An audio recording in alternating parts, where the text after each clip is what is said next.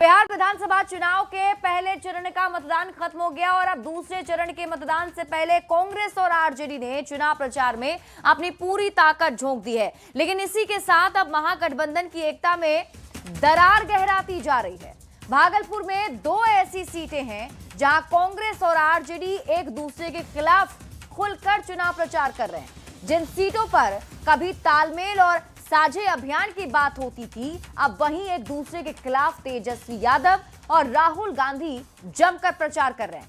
कहलगांव की बात करें तो यहां सियासी मुकाबला दिलचस्प मोड़ पर आ गया है। राजद ने रजनीश यादव को मैदान में उतार दिया है तो कांग्रेस ने अपने युवा चेहरे प्रवीण सिंह कुशवाहा को टिकट दिया है और ऐसी ही लड़ाई आगे भी देखने को मिलेगी। जहां राहुल गांधी ललन यादव के लिए वोट मांगते दिखे तो वहीं तेजस्वी यादव चंदन सिन्हा को जिताने की अपील कर रहे हैं। अब गठबंधन की दो बड़ी पार्टियों के आमने सामने आने से स्थानीय कार्यकर्ताओं में भी असमंजस की स्थिति बन गई है। कोई नहीं जानता कि अब किसके झंडे के नीचे प्रचार करें। दोनों दलों के नेता अब एक ही मैदान में अलग अलग मंच पर जा रहे हैं, जिसने महागठबंधन के दरार को सार्वजनिक कर दिया है।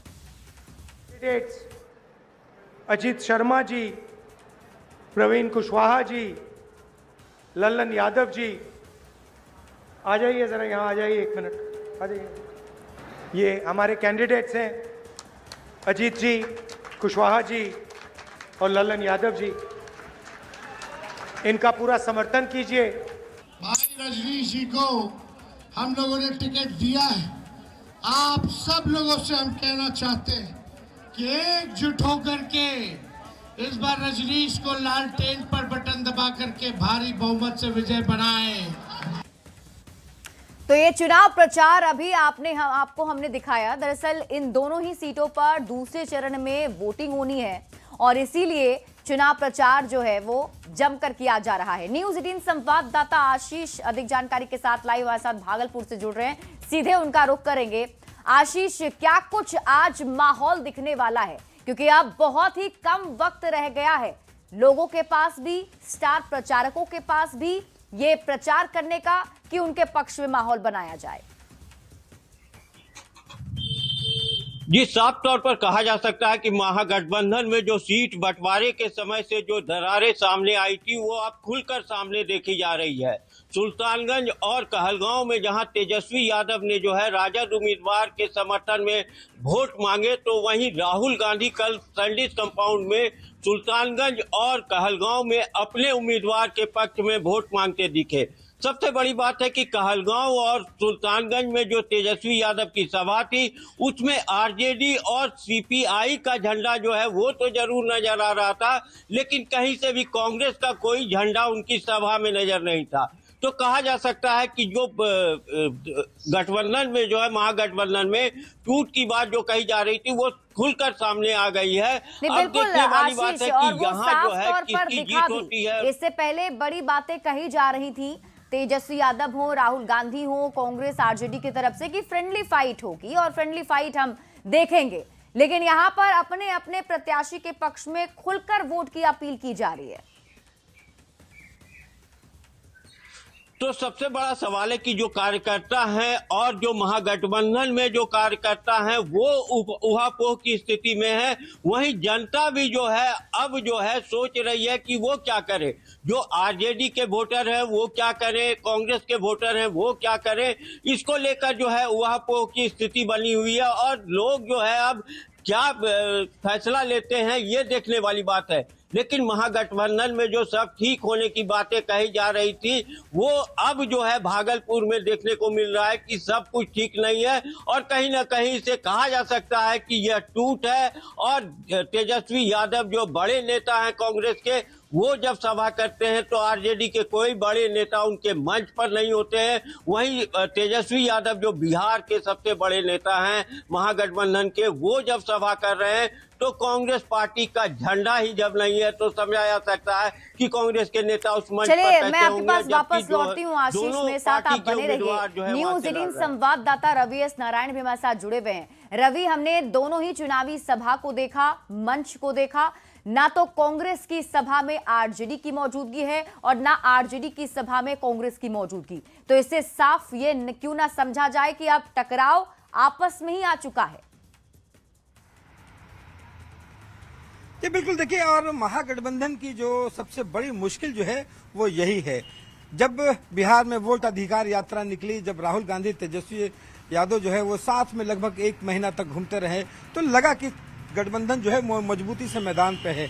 लेकिन जैसे ही सीट का बंटवारा हुआ, उसके बाद जो आपसी जो गठजोड़ है वो तार तार होता हुआ दिखा। और पहले चरण में भी कई जो विधानसभा क्षेत्र थे, लालगंज है, वैशाली है और कई वारसलीगंज है, कई जगहों पर देखा गया कि तमाम जो उम्मीदवार है एक दूसरे के बीच जो है वो खड़ा किए। लेकिन कहलगांव सीट और जो सुल्तानगंज की जो बात हो रही है, वहां बड़ा दिलचस्प दिखाई पड़ रहा है। राहुल गांधी खुद मंच पर आकर के अपने उम्मीदवार जो है उसके लिए वोट मांग रहे हैं। प्रवीण कुशवाहा जो है कहलगांव से हैं, जबकि आरजेडी से जो संजय यादव झारखंड के जो मंत्री हैं, उनके बेटे रजनीश भारती को उन्होंने टिकट दिया है। और तेजस्वी यादव कह रहे हैं कि हमारे जो कैंडिडेट है उन्हें जिताइए। आपको बता दें कि जो कहलगांव सीट है वो लगभग 2 दशक से वो कांग्रेस की पुश्तैनी सीट रही है। सदानंद सिंह जो है वो सबसे बड़े चेहरे, जब कांग्रेस मुश्किल के दौर में भी रहती थी तो वहां से सदानंद सिंह जो है वो जीत करके आते थे। ऐसे में कांग्रेस कहती है कि कहलगांव सीट किसी कीमत पर नहीं छोड़ेंगे। लेकिन वहीं तेजस्वी यादव ने आरजेडी के उम्मीदवार जो है उनको खड़ा करके पूरे चुनाव को जो है वो त्रिकोणीय बना दिया है। सुल्तानगंज की भी जो है स्थिति वैसे ही है। सुल्तानगंज में भी दोनों बड़े चेहरे। अब जरा सोचिए कि तेजस्वी यादव को मुख्यमंत्री का चेहरा जो है वो कांग्रेस घोषित करती है, वो कहती है कि हमारे महागठबंधन का चेहरा है। लेकिन एक ही जगह पे, एक ही विधानसभा में राहुल गांधी अलग मंच पे दिखाई पड़ते हैं, कांग्रेस के लिए वोट मांगते हैं।